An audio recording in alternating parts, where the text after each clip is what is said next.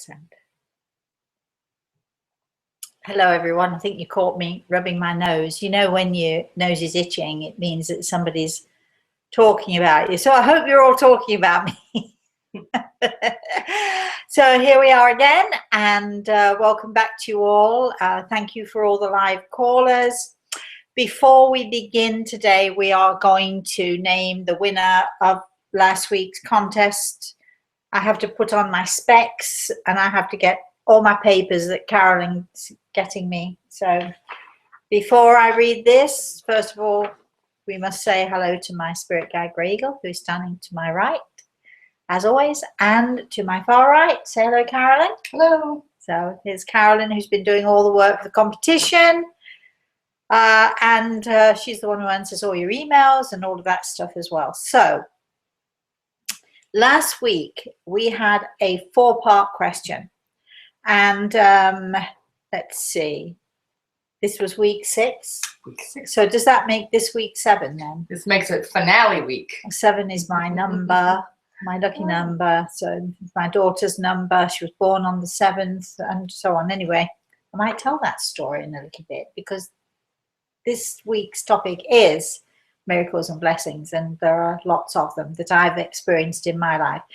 All right, so here are the answers to the 4-part question and the name of the lucky winner this week. So the 4-part question was, in which of my videos was I, 1, wearing the same jacket I wore 21 years ago on a national TV show?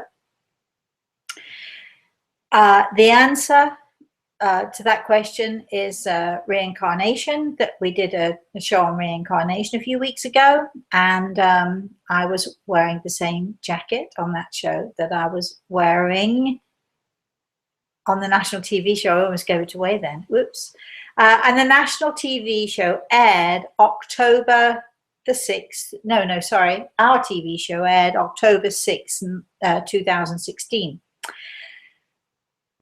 The second part of the question was, name the national TV show that I was on, and the answer is the Oprah Winfrey Show, which aired October 2nd, 1995. Gosh, it's so long ago. You know, we had an October this year going back to October 21 years ago.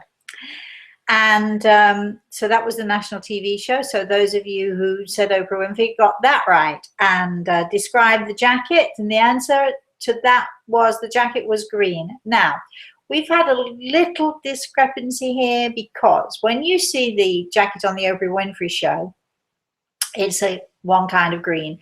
And when you see it a few weeks ago on our little show, it's green, but you might think it's a different color green. You might think the jacket has faded over 21 years, but it hasn't. The cameras on the Oprah Winfrey Show are so much sharper and clearer naturally, and here we are doing it on my little iPad, so you can't compare the cameras. But anyway, that was the question. The jacket was green, and lots of you got that right. Okay, name the national incident that was unfolding, and that is the secret to this, because there are a lot of national incidents and international incidents going on at the same time. What was the national incident unfolding on TV news at the same time that the national TV show, the Oprah Winfrey Show that I was on?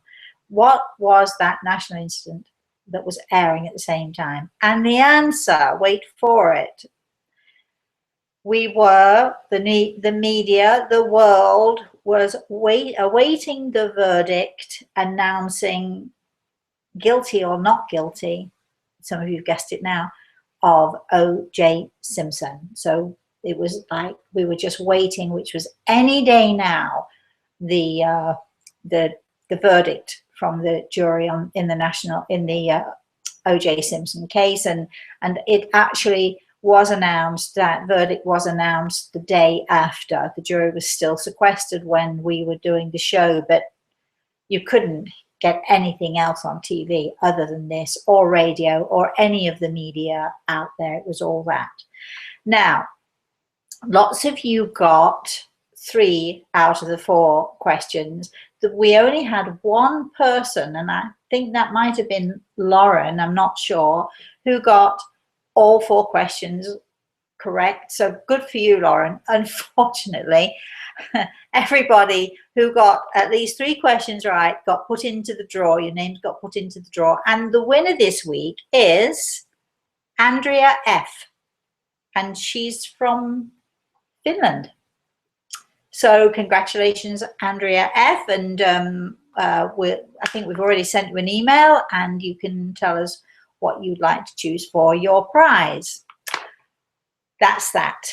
You know, of course, talking of drawings and prizes and so on, that this week, the 7th week of our competition, we didn't have any more questions. We didn't have any more quizzes or clues. We're just going to, if we can just, we're going to, at the end of today, we're going to draw. I don't, you can hear all the names and what have you rattling about in there. We've got several, more than 100, 200 maybe? Couple hundred entries couple hundred entries in there. So we're going to pull one out. So I'm going to pull it out, and I'm going to hand it to Carolyn, because, you know, I don't want to have anyone saying that, you know, we fixed this draw.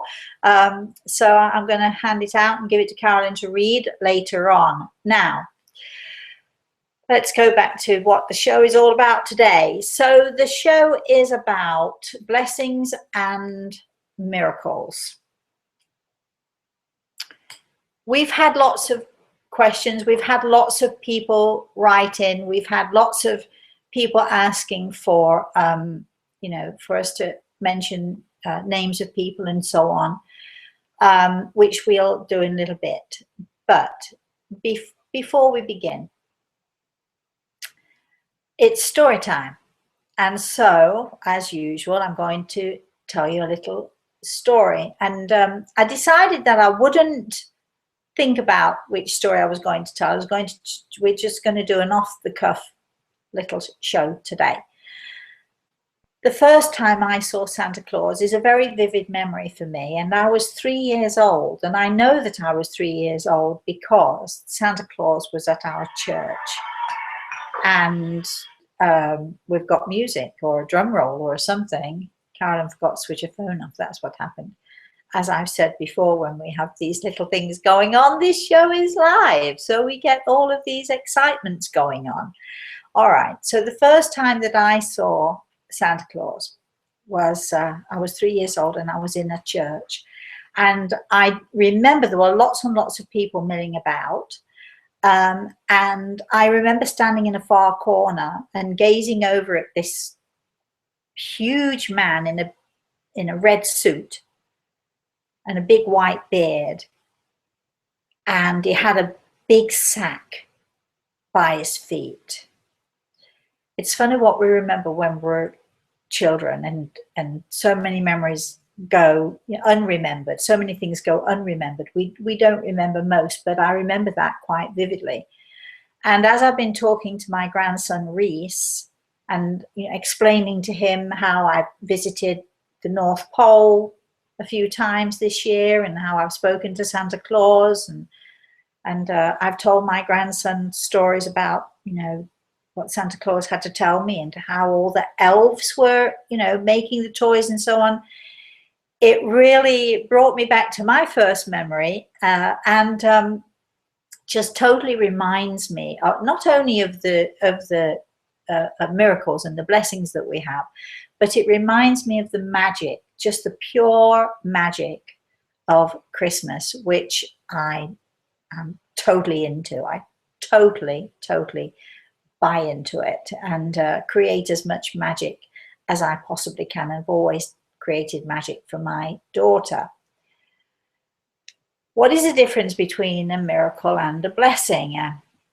It depends on your point of view. A miracle is something you would say that comes from God. A blessing is something that can be created by family, by different connections that each of us have with the other, by the intimate relationships that we have with mothers and daughters. My daughter's my blessing. She's also my miracle.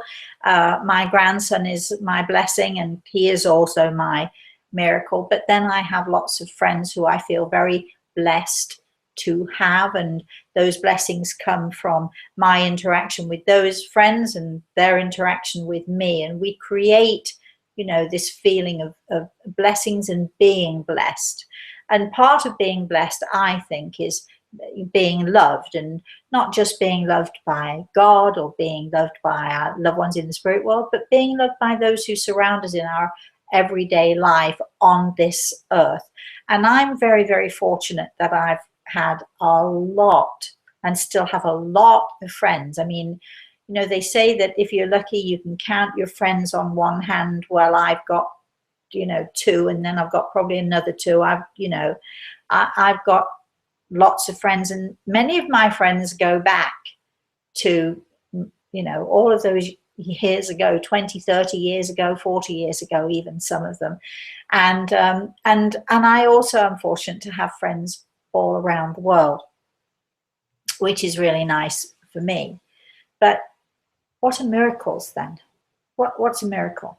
A miracle is something that we often pray for, that we ask for, that we're often desperate for, an intervention. A miracle is an intervention from God. A miracle is something that is given to us, that intervenes in our lives, that makes our lives more perfect, more beautiful, more incredible. A miracle is something that we ask for if someone we love is sick. We ask God, please, you know, cure them, heal them. A miracle is, you know, something that we're asking, that we're praying for, and that some of us are lucky enough to get. I think that miracles happen every day, because I feel that every day the sun comes up, even if it's behind the clouds, even if it's hidden through the rain. I think that that's, you know, pretty much a miracle. I think this earth of ours, given to us by God, is a miracle. That's a miracle. It depends on your point of view, what you see as a miracle and what you see as a blessing. But I'm going to tell you a little story. I'm going to tell you a story of a time that I was in Italy, and I was with a group of people, and we were doing a workshop.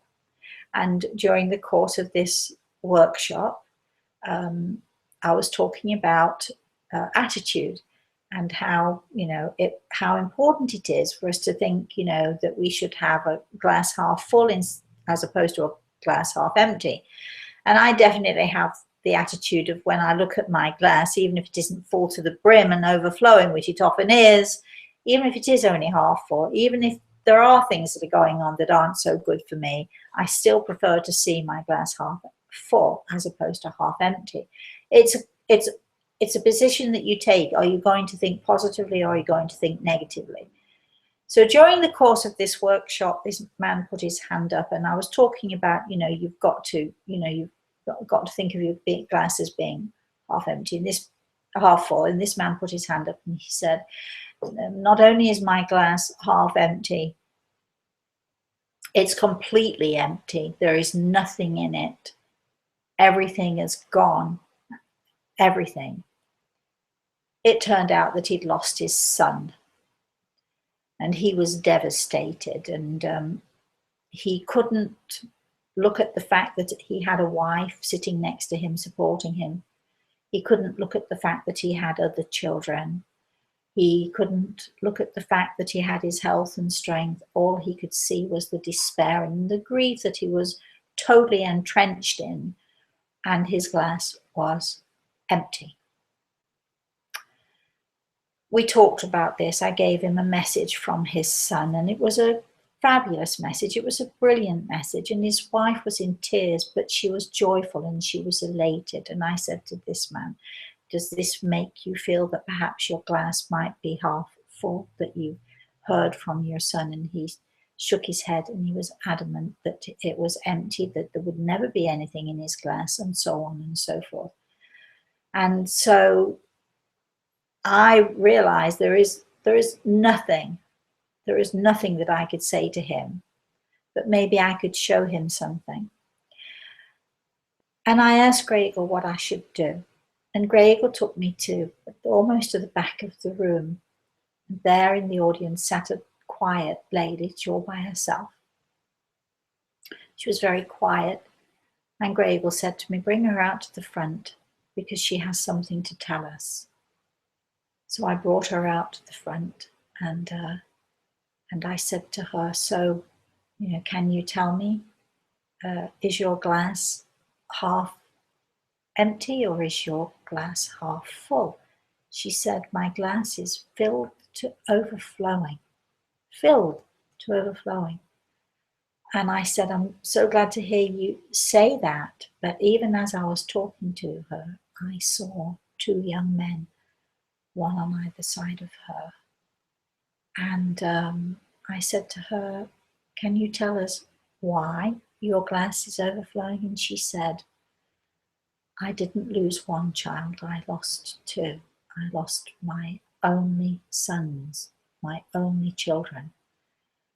And one died in an accident and one died through a terrible illness. But she said, I'm here today and my glass is filled to overflowing because I know that even if I don't get a message from you, I'm here today.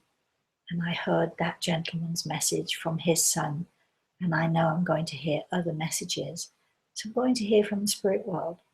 So my glass is overflowing. This moment it is overflowing. And although I grieve for my children, I'm so thrilled to be here. I brought out the man whose glass was empty. I brought him out to stand next to this beautiful woman. Not beautiful in looks, but beautiful in spirit and able to be positive despite all of the suffering and the pain that she undoubtedly has been through. And I looked at him and I said, can I ask you the question again? Is your glass half empty or is it half full? And he hung his head and he said, I'm ashamed. My glass is half full. That was a blessing. Was it a miracle? It was certainly a miracle to his wife. It was certainly a miracle as far as I was concerned, because finally this man was able to just look up a little tiny bit.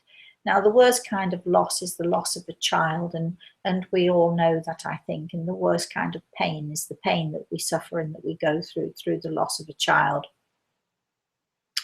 But now I'm going to tell you another story, and it also concerns, I'm thinking of all these stories that are flooding into my head, but this concerns a lady who came to see me. Appropriately, it was 20 years ago. So we're going back to 20 years ago. And this lady came to see me. And she sat in front of me. She was very quiet. And I said, what can I do for you? And she said, I'd like to talk to my son. Well, I saw 3 sons. Her 8-year-old was playing outside of his house and he was hit by a car, killed instantly. A 2-year-old had died of a crib death. And then, a few months ago, her oldest son had been coming home. He was a soldier, a British soldier. He was in Ireland. She was always worried that he was going to be killed during the wars in Ireland. But it was his sister's wedding. This woman had 3 sons and a daughter. So it was his sister's wedding. So he was coming home for his sister's wedding and he got on his motorbike and he got on the ferry and he went across the ferry and he was perfectly fine and he was heading home and he wasn't too far from home. When his motorbike went around a bend, he wasn't going too fast, the motorbike went around a bend and on that bend was an oil slick and the bike went into the oil slick and veered off the road and flew across a ditch. The young man was thrown into the ditch and the bike was thrown into the ditch and they went sort of like that. The young man landed in the ditch and he was fine.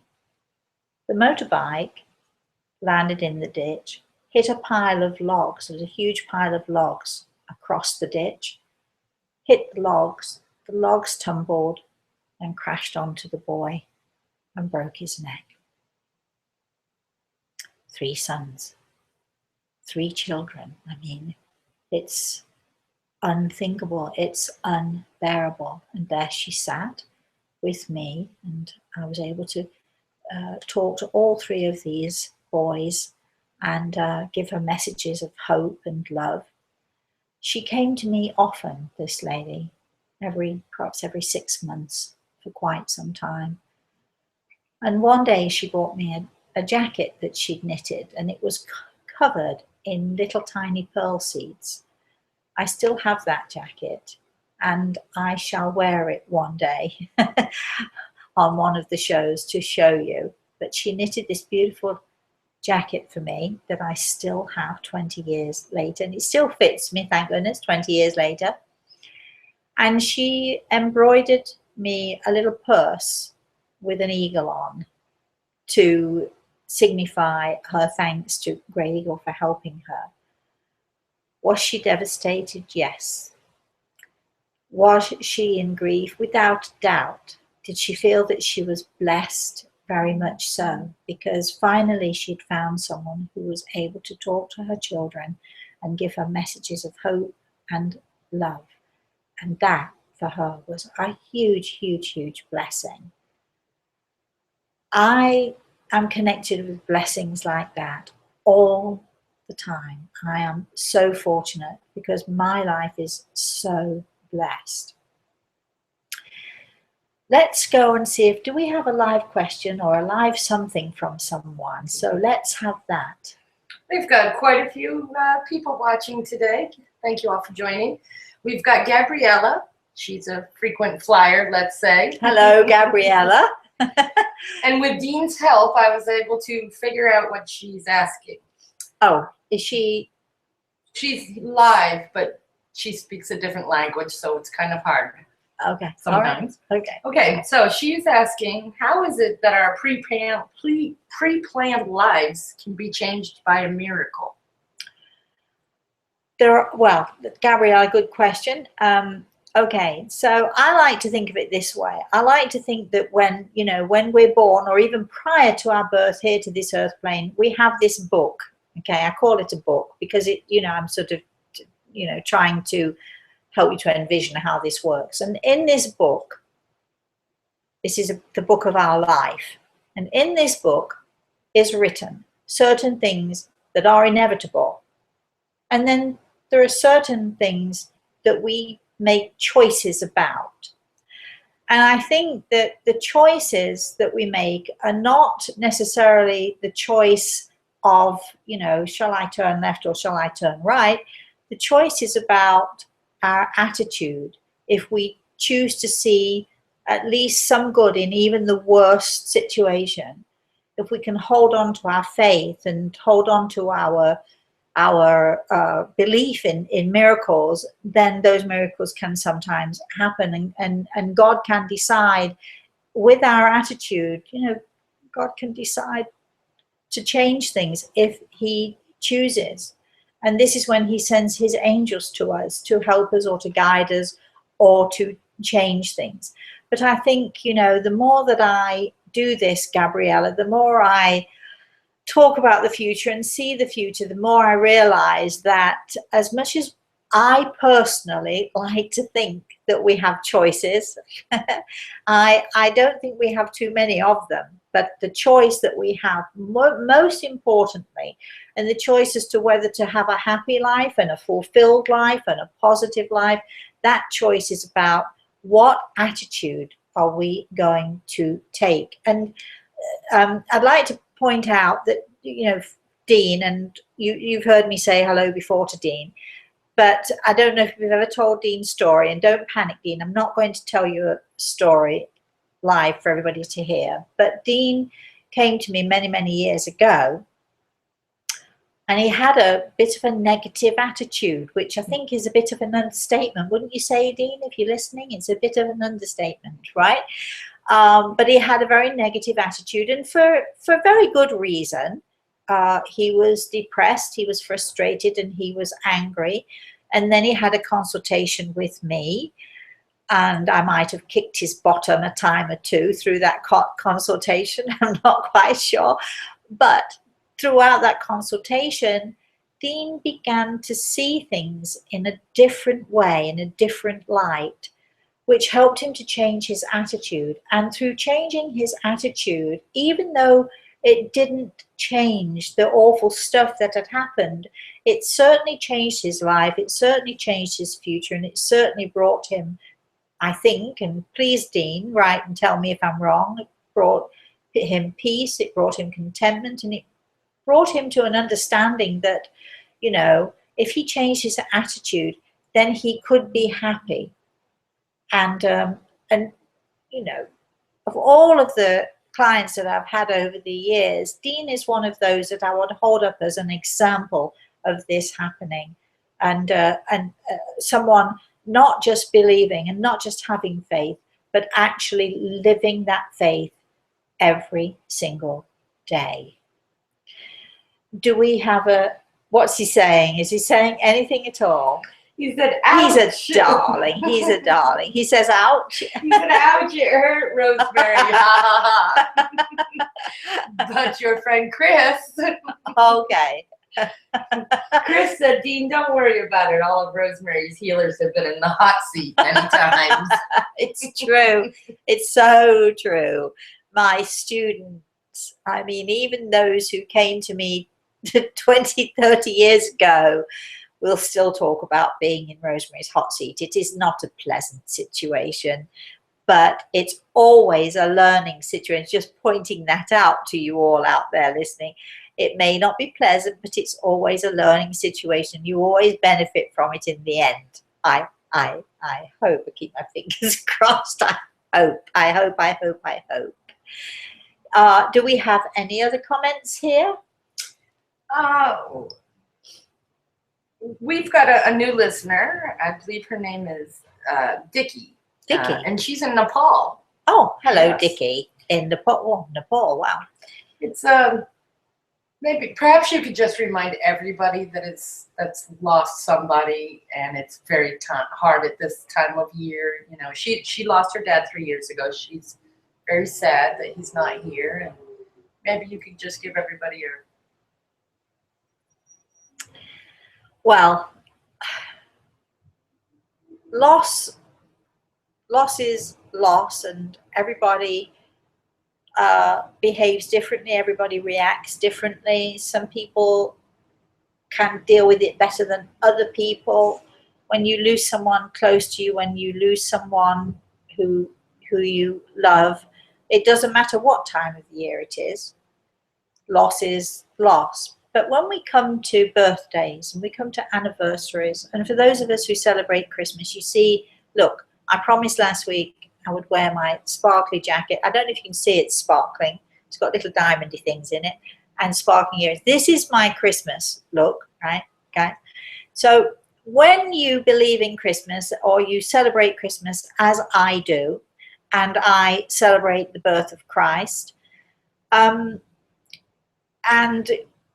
I make a huge celebration of Christmas. It's always been the most special time in the year for me, and I've made it that special time for my daughter, and now we're making it that special magical time for my grandson.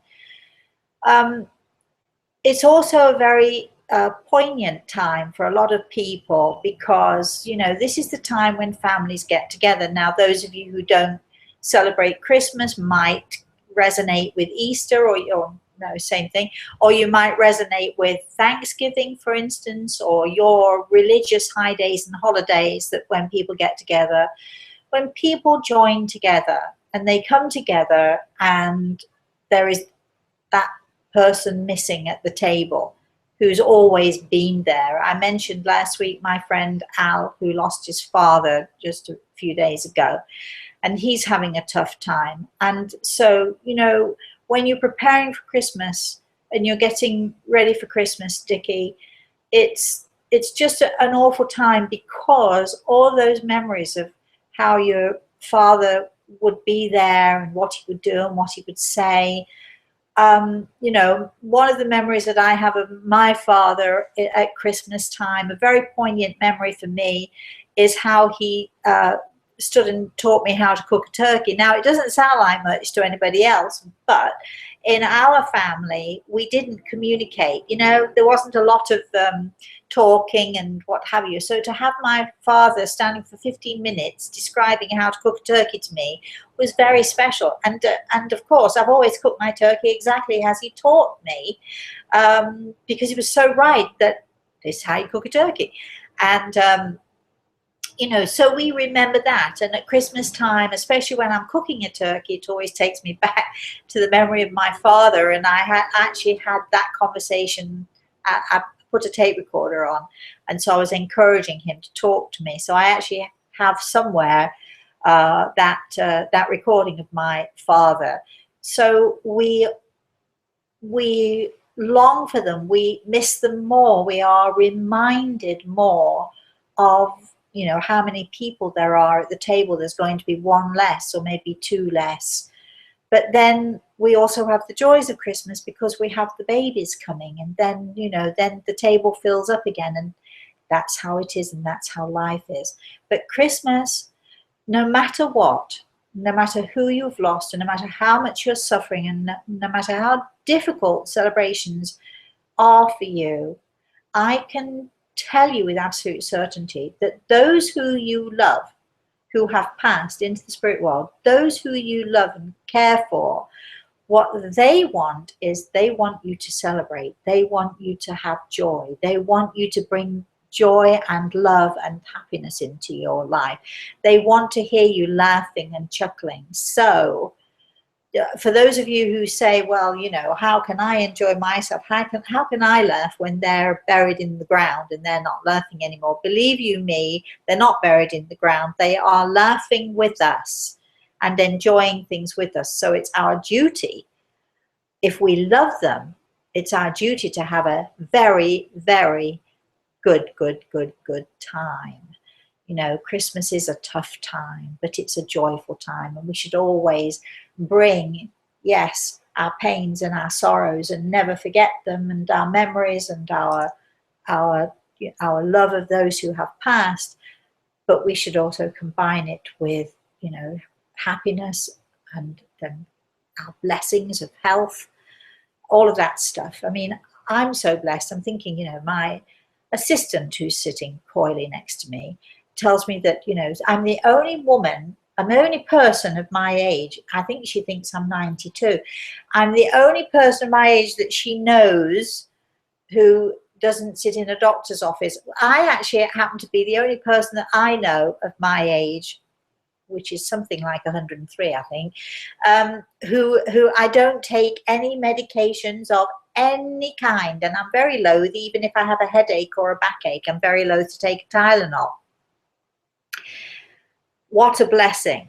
What a blessing my life is. And I know that there are so many of you out there who are not nearly as fortunate, which is why we have our healing, which is why we ask people to come to us for healing. And I believe that healing really, really works. But I'm going to tell you a story. Tell me when we have more people here. Okay, I'm going to tell you a story about many, many, many years ago. And again, we're now going back about 30 years. Can you believe that I can go back 30 years? Whoa. So we're going back 30 years. And my friend Paul Denham, who was a very fine healer, you can read about him in my first book, The Eagle and the Rose, he took me to see a very renowned healer who had sort of stopped working, if you like, and was a bit of a recluse, but somehow or another we managed to get to see him, and he invited me into his home and grabbed hold of my hand, and he must have been into his late 80s, but he was very spry and very smart, and, you know, all his faculties and everything. And he began telling me stories about his patients and about how he had gotten into healing and all the things that he'd experienced, and it was fascinating. But he told me something. I don't remember any of the stories he told me, but the thing I remember that he did tell me, he said to me, you know, Rosemary, when you're giving someone healing, always ask for a miracle. You might not get it, but it never hurts to ask. So every time I have a patient, or every time we send out healing, or every time we give healing to someone, I always ask God for a miracle. I don't always get it in the way I would like it. I don't always get the cure, if you like. Sometimes I do. But I always ask for a miracle because it never hurts to ask. And that's the advice I'm going to give to all of you. Ask for a miracle. And especially as we're approaching Christmas, for me, remember, because I am a Christian, this is the time of year when I feel God's angels around me the most. This is the time of year when I can feel the love and the joy of all of those in the spirit world who are celebrating with me and are being joyful with me. When we were younger, when my sisters and I and my brothers and I were younger, we didn't always have happy Christmases. I can remember as a very young girl, for some particular reason, a picture of my mother standing at the ironing board of all things, sobbing and sobbing, crying and crying because my father wasn't there. And once again, she was on her own at Christmas. She wasn't on her own. She had 4 girls with her, but she felt alone. Attitude is everything, as tough as it might be being on your own. I spoke to a young woman yesterday, beautiful young woman yesterday, who was in a very abusive relationship. She has an 8-month-old son. And I said to her, you're not on your own. I know Christmas is coming. You don't want to be on your own, but, you know, you have that little boy. And that's your joy, and that's your future, and you're his future. So we have to try, if we can, to think positively about things, no matter how much devastation and how much pain we're going through. So I can remember as a child not being able to enjoy Christmas because my mother was crying all the time, and that didn't happen once or even twice. That was, that happened, a few times.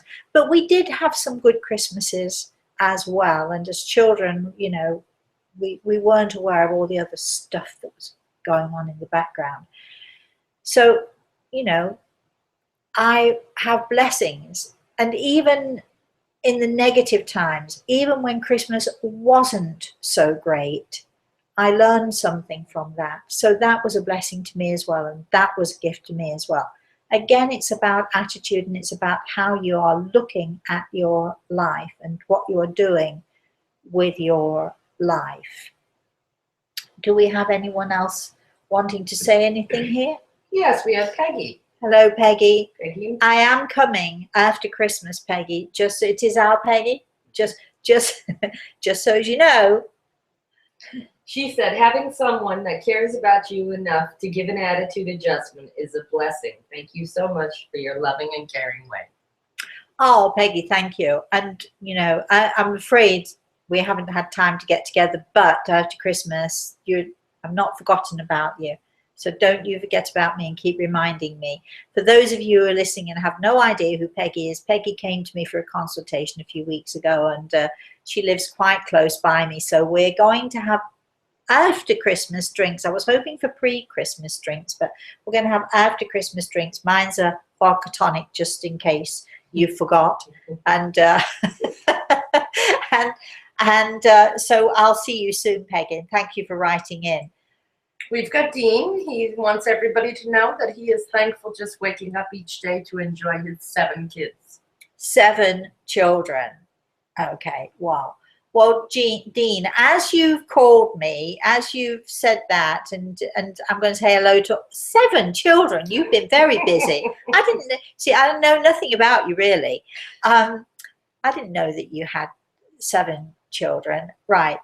Because you did have this adjustment, this attitude change, and because I feel that you are that person who is really living your life in a very spiritual way on a daily basis, and also because for those of you out there, Dean is hopefully slowly, and that's okay, transcribing some of these He's done 5 so far. You've done 5, transcribed 5, great.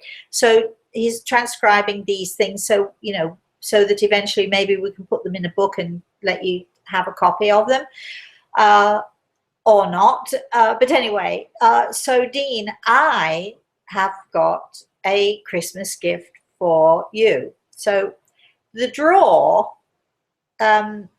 was the big prize you get is me, and you're not it. You didn't get it. You didn't win. Just so you know. Wait a minute. I don't even know, do I? Well, we do know because we didn't include Dean's name because you and I discussed this before. So you didn't win. So because we kept your name out of the draw. Do you have anything to say about that?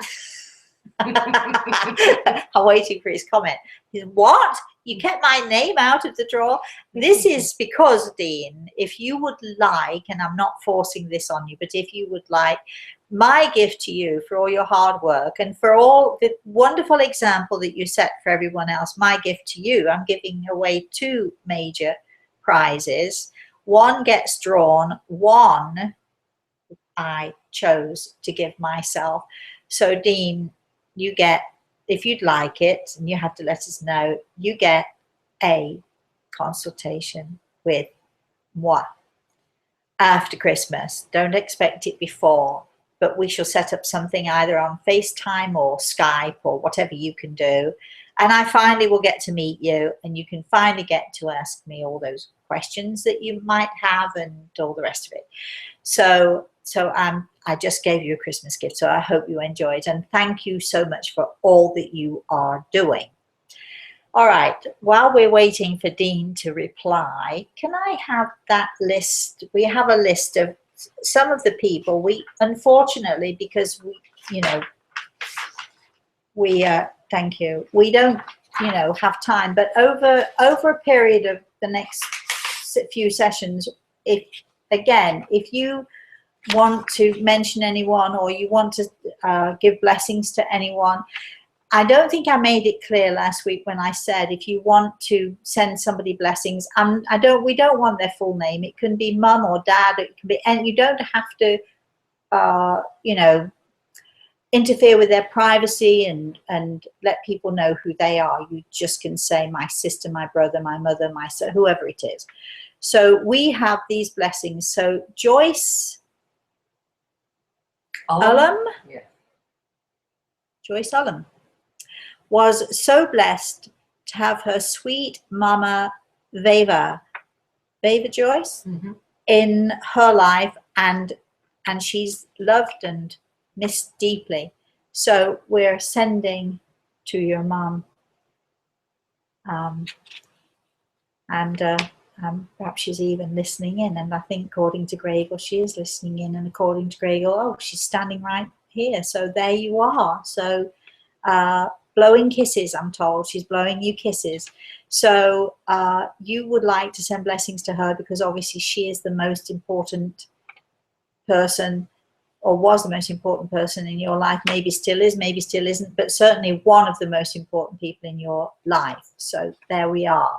So blowing kisses back to your mother, Mama Viva. I hope I've said that right. Okay, then we have,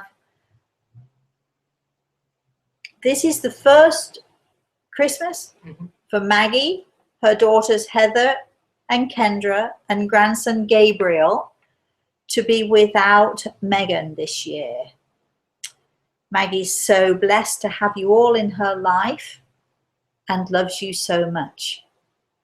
And again, it's Christmas and we hate that empty seat at the table, don't we? But you know, it really isn't empty because you know that they are close to us and draw close to us at Christmas time. And that also goes for, I think it was Gabriella, who asked about her father.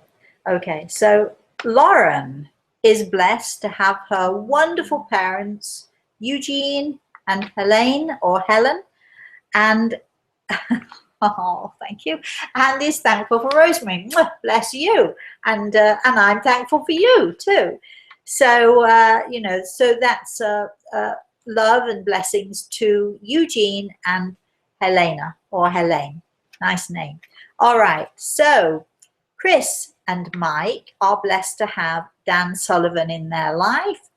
He is a man of acceptance, tolerance, patience, and compassion. He sounds like a great guy. So Chris and Mike, there you are. So blessings to Dan. All right, and we have Myra R, who is blessed to have had her dad Ruben Hernandez. Ruben Hernandez. So there you are. So we've mentioned a few names, and we have another one here, Karen.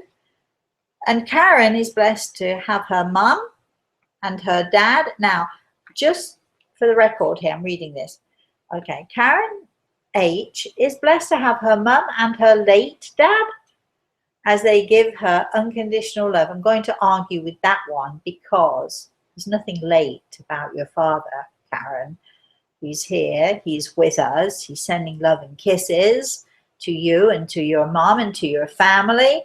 So she's blessed, Karen's blessed, wants you to know, mum and dad, who is listening, how much she loves you and how much she appreciates all of that unconditional love that you have given to her. Okay, so do we have anything else? All right, so we do have a new listener, Lilac. I'm not sure where she's from, but hello. she just joined us. All right, hello, Lilac. And if you feel that you want to ask a question, we still have a few minutes. We're still going for a few minutes, and then we're going to have the big draw, the major draw. All right, so did we have anything from Dean yet, or did I shock him into silence? I mean, you know, it's like... He said about speaking with you, let me think about it. Yes, in great big letters. Oh, good. Oh, good. Well, and you deserve it, Dean, so... Okay, Lilac Moon is from Cape Cod, Massachusetts. Lilac Moon. Whoa, what a beautiful name.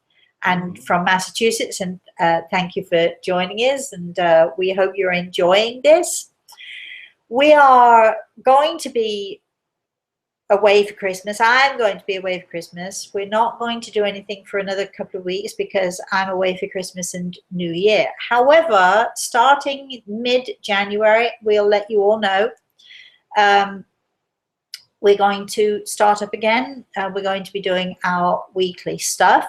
Our next competition is probably going to be roughly around Easter, but we will have another competition because I think that people are really enjoying it.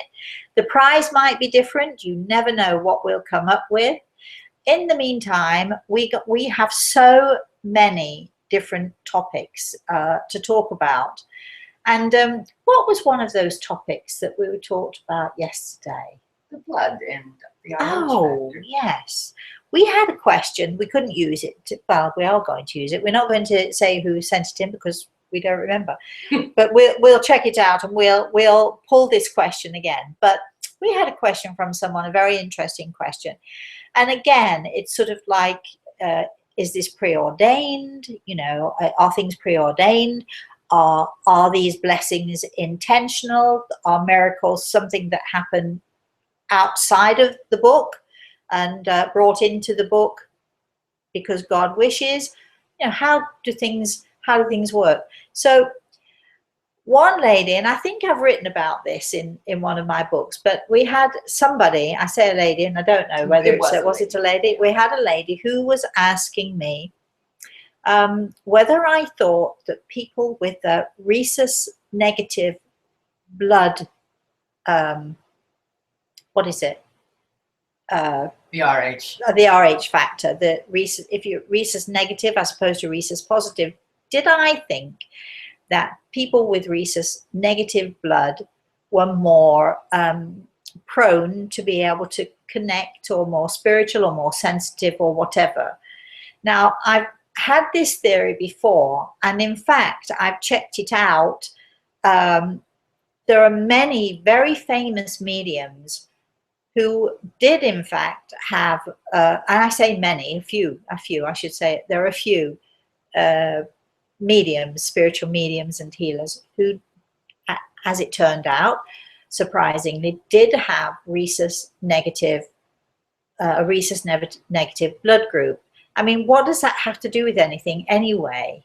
You know, is it that negative is attracting positive, or I don't know. I've no idea of the theory of it. It was an interesting question. We're going to delve into it a bit more. You know, it's one of those sort of weird and wonderful things that may or may not be true.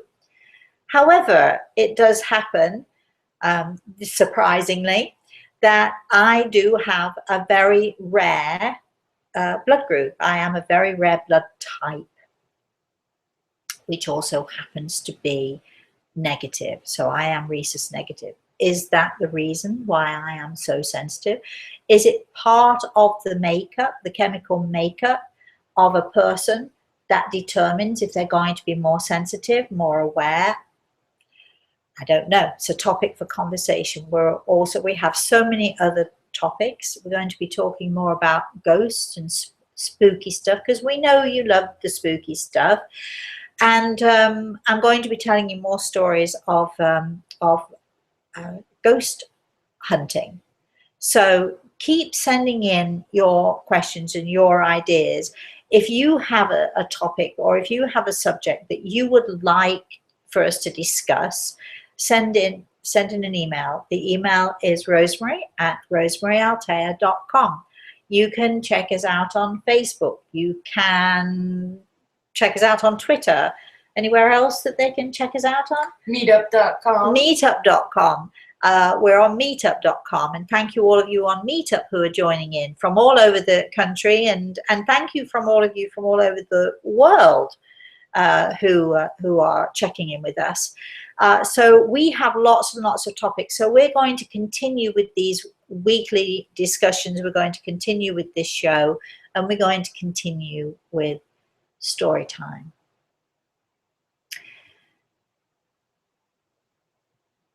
I'm going to tell you one more story. So it's Christmas. And as I do with my grandson, we begin all stories once upon a time. Once upon a time, as all good stories do begin, is how I tell my stories to my grandson, Reese. Once upon a time, there was a little boy with blonde hair and green eyes. It happens to be my grandson. And he asks me every night for a story. We FaceTime, I shouldn't say Skype, we FaceTime every single night at bedtime.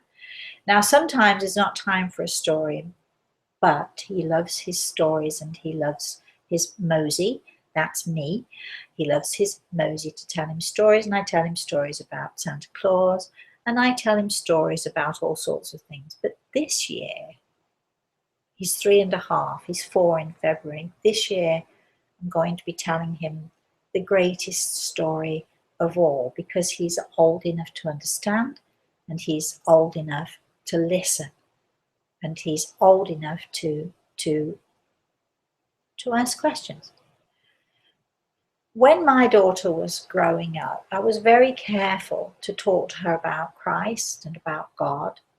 But I was also careful to talk to her about other beliefs and other religious beliefs as well.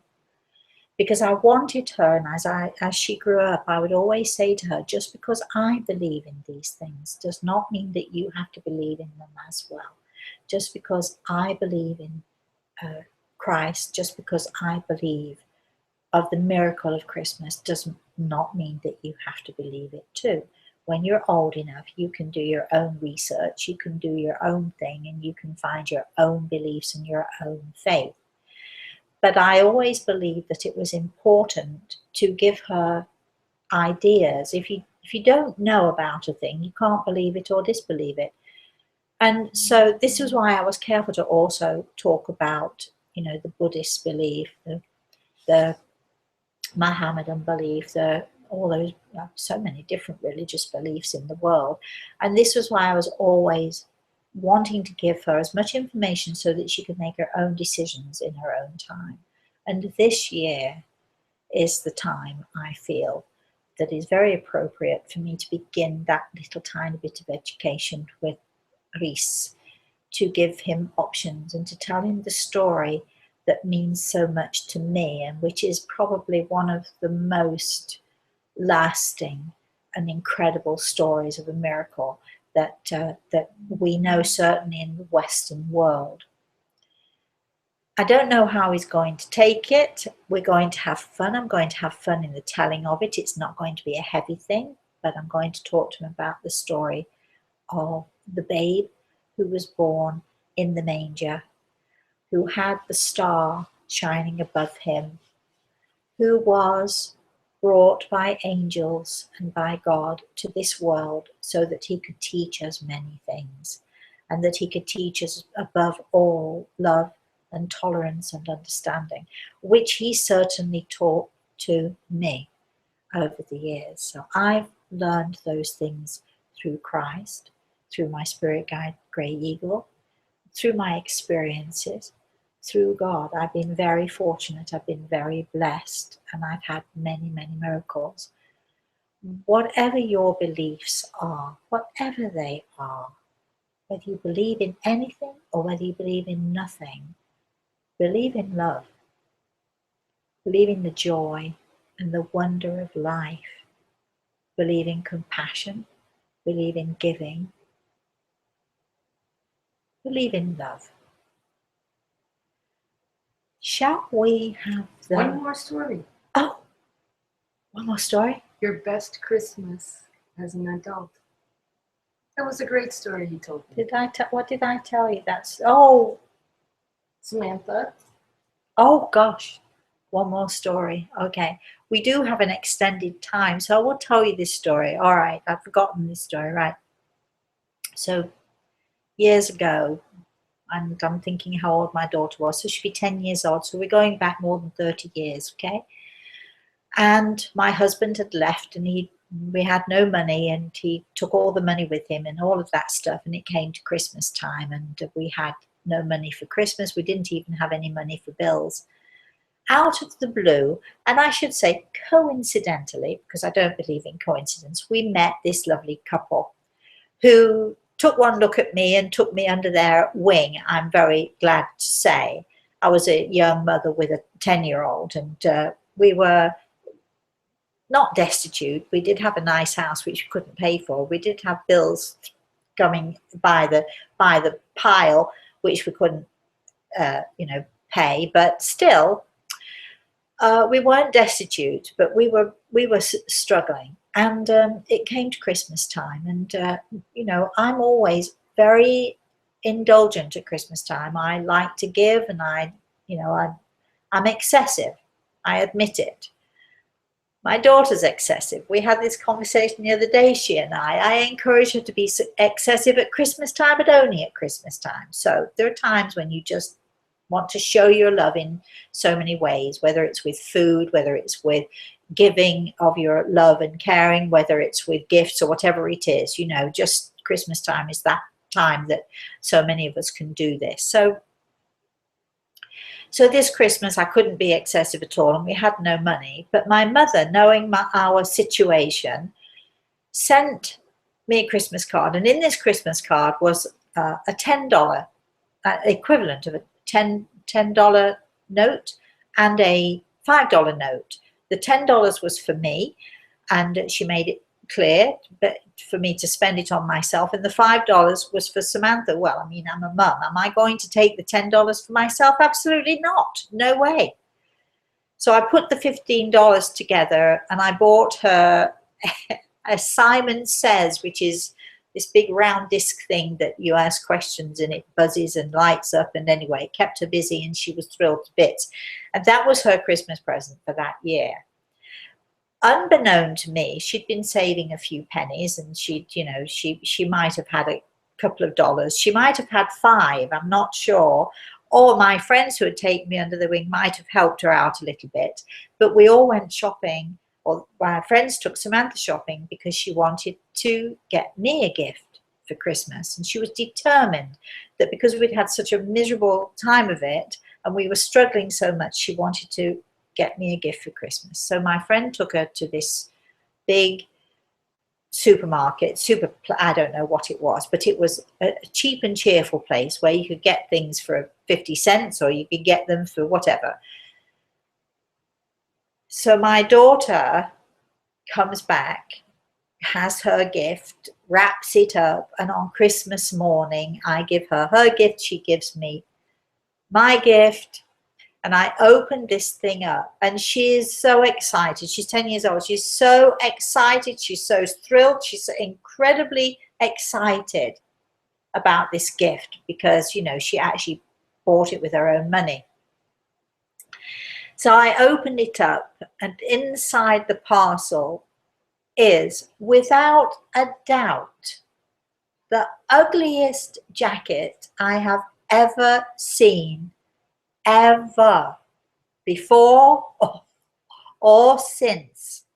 It was sort of a grey colour, and it had striped sleeves that were sort of orange and green and blue and whatever it was. Anyway, it looked like they had enough material for the back and the fronts of the jacket, but they'd run out of material for the sleeves, so they'd bummed something else in. But my daughter had seen this jacket, and for whatever reason, she believed that I loved it. Well, of course, the ugliest thing in the world. Am I going to take it back? What am I going to do? I am going to take it and love it and wear it and wear it and wear it. And on the days that I didn't wear it, she'd say to me, "Mom, you don't have your jacket on," and I'd have to take off whatever I was wearing and put this thing on. It was ugly. But the love that went into buying this gift was the most beautiful. And my gift to her in return, let me tell you, was wearing that jacket, because it took everything I had to put that thing on and wear it and be pleased. Christmas is about giving. It's about being grateful. It's about being joyful. Whether it's an ugly jacket or whether it's a, you know, whatever it is that you receive for Christmas. Remember, you know, somebody else saw it in a different light than maybe you see it. Be grateful. Say thank you. Have a great attitude. If you get an ugly jacket this year for Christmas, appreciate it, and then sort of hide it away when nobody's looking if you can. It took me over a year to hide this thing. It took me maybe longer than a year to hide this thing. But what a fabulous memory. And this is the first time, if my daughter listens to this, she has no idea to this day how awful I thought that jacket was, which was the best gift that I could give her, was my appreciation and thanks for having such a gorgeous and wonderful daughter. All right, now we're going to do the draw. Yes, and you can hear it, and I'm going to there, like, there's loads down here, so I'm not even going to look at it. I'm handing it to Carolyn. Okay. Tracy Tomars from Australia. Tracy Tomars. Really? Tracy Tomars. Tracy Tomars from Australia. I can't read it. I can't even see it. There you are. Everybody saw it. Congratulations, Tracy Tomars from Australia. You have won a consultation with me. I know that you've been participating in the competition, and so I know that you've been watching. So if you'd like to email us, again, Rosemary at rosemaryaltea.com, and if you'd like to email us, I do believe, do we have Tracy's email?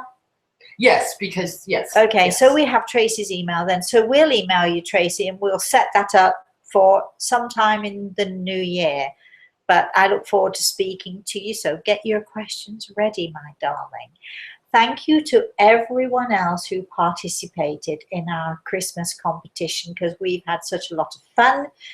You see, I did not wear the crown that Carolyn bought me. She bought it back yesterday, hoping I'd wear it this morning. But you know, I've got the the Christmas sparkly earrings and the sparkly jacket. So, do we have anything else to say before we? Dean says that he feels the same way as you. Most precious things are things from his loved ones given out of love. That's about it. Dickie from Nepal's going to bed. She wished she could have stayed up. But Oh, Dickie. Well, you can see, you can go on YouTube and go to my channel on YouTube. You don't have to see this live. Tell your friends, tell your family. Don't forget, keep subscribing as you're watching, because the only way you're going to be eligible for future things that are going to go on, and we might have, before Easter, we might have a quickie draw. You never know what's going to happen. So don't forget to subscribe. In the meantime, for all of you who celebrate Christmas, have a blessed and a miraculous Christmas. For those of you who don't celebrate Christmas, have a blessed and a miraculous time anyway. Try to think positively.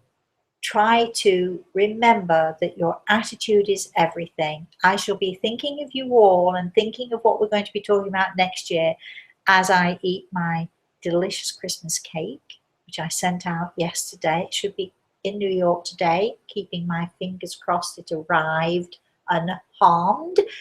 And I shall be thinking of you all on the most blessed of all days, which is the birth of Christ. In the meantime, thank you all for joining, and please have a blessed, blessed season.